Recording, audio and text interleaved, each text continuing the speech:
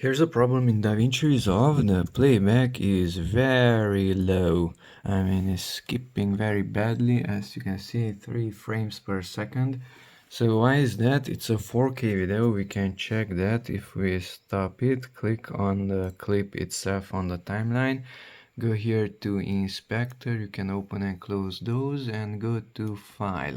And here you can see that the clip is 4K resolution, that is 3840 by 2160.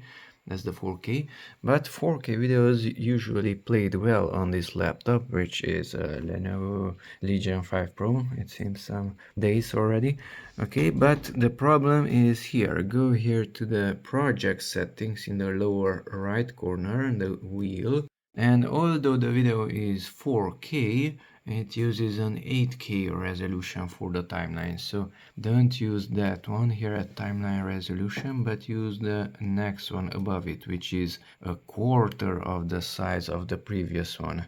Click on the save button and now press the spacebar.